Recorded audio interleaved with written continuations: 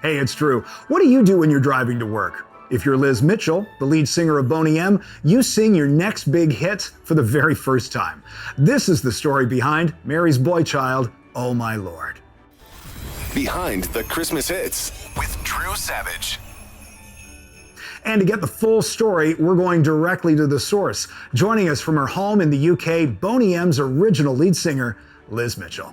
Mary's Boy Child, Oh My Lord. This was about as instant a hit as you could get. I think a lot of Christmas songs were recorded in June, July, and August, but I understand Mary's Boy Child, that was recorded in November, and then it was a #1 hit like just a few weeks later. That's correct. You have your information.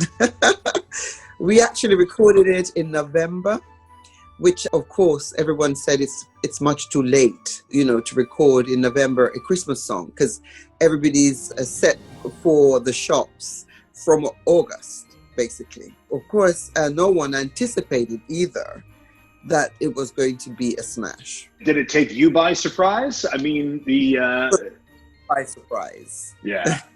Mary's Boy Child, that song was recorded originally in 1956 by Harry Belafonte, and Oh My Lord, Frank Farian from Boney M, he wrote that. Did he write it with the intention of combining it with Mary's Boy Child, or was Oh My Lord going to be kind of its own thing? No, it was considered to be joined with the song. And I think the main reason behind it was to give it a certain freshness, a certain originality. Harry Belafonte's version was wonderful, but to bring it up to date and to introduce another flavor, we decided to do the Oh My Lord. And that part, I think, did help. Yeah, big time. What are your recollections of recording the song on that November in 1978? I remember clearly driving to the studio with Frank, and he's, I have to tell you that he was a person who listened to most of the music that we were recording in his car. So we would record something and he would drive home listening to it, coming back to the studio. So this is how he got himself familiar with the songs. He played this Mary's Boy Child, a little bit of it for me, and asked me if I knew the song. And I said, yes. And then he asked me to do, just to sing it so he could hear my voice on it. He always says he got goosebumps immediately and knew that we just had to record the song. So in the studio we went, the musicians came and they did the instrumental bits, and then Marcy and I, we went in and we did the backing vocals on the song, and then I did the lead, and before we knew it, we had a beautiful song. Fred Jacobson, who was a lyricist at the time, we sat together and we did the Oh My Lord lyrics together, and it was just one of those things that no one anticipated was going to be a success. We were just working on it because it felt good, and the producer himself felt that I had a good sound on the song.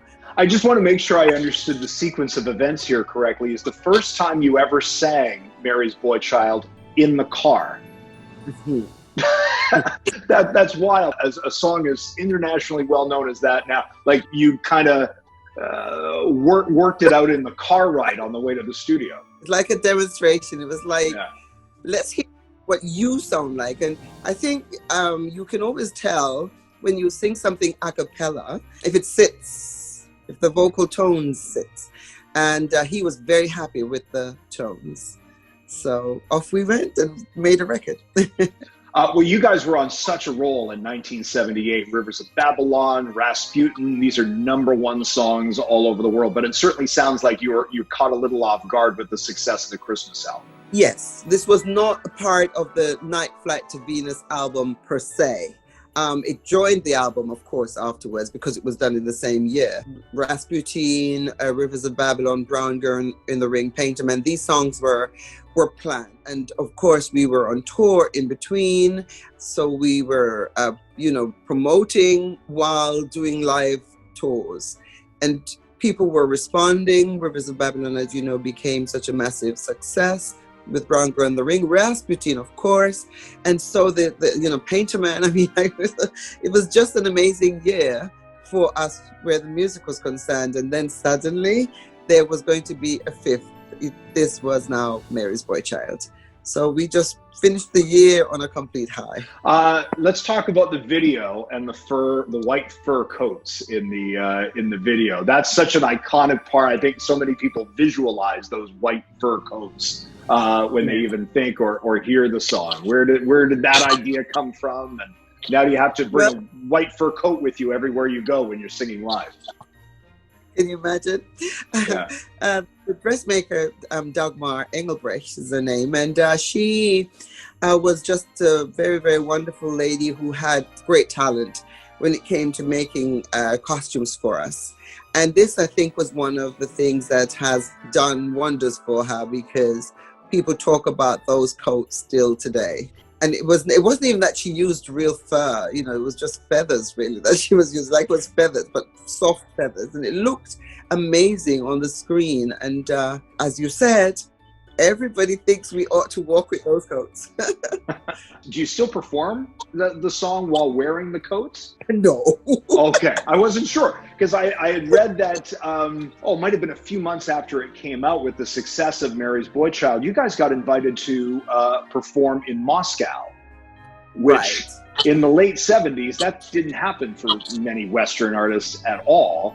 And I read that you guys recorded or performed rather Mary's Boy Child in the fur coats outside in the Red Square in Moscow. Yes, in front of the church, that beautiful church at the Red Square. And of course, the iconic thing was we were not allowed, because this was still Red Russia, USSR, and not allowed to go into the church. The church had massive, big padlocks on them, chains wrapped all the way around the church, as if you were arresting somebody, or something. The church was under arrest.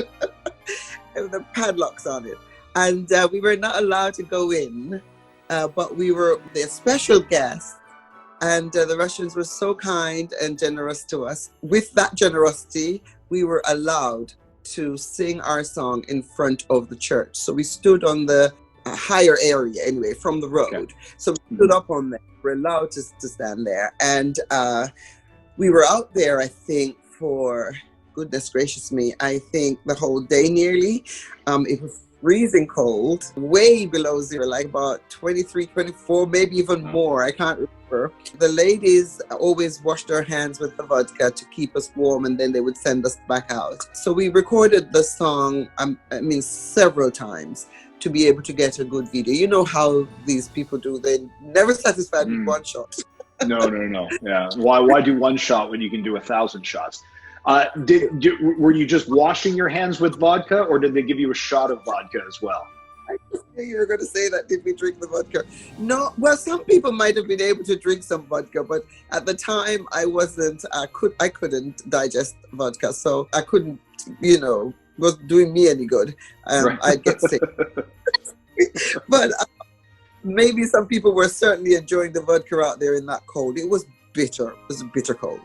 Your fan base just loves you. Just loves you. When you were touring British Columbia about a year or so ago in 2019, the fans, especially at the end after the Christmas songs, the fans just rushed the stage. And I don't mean like run to the front of the floor near the stage. I mean getting on the stage with you to grab selfies. Like, your fans just go bonkers when you play this music still.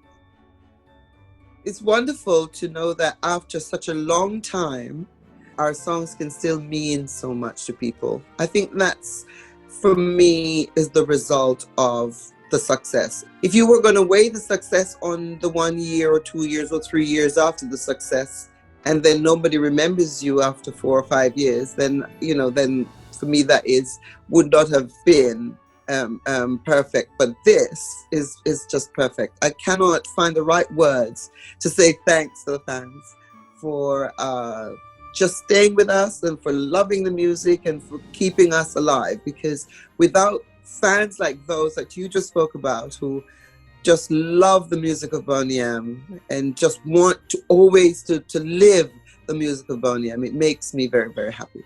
Liz Mitchell, the voice of Boney M, thank you for joining us on Behind the Christmas Hits and telling us a little bit more about Mary's boy child, Oh My Lord. All the best to you. Thank you so much. My pleasure. She is so lovely. Thank you for joining us. We've got lots more news stories and videos coming, so for more, don't forget to subscribe. Tomorrow, the lyrics to one of the most popular Christmas hits of all came as bittersweet recollections from a lyricist who had just lost his brother. It's the story of Santa Claus is Coming to Town. We'll see you then.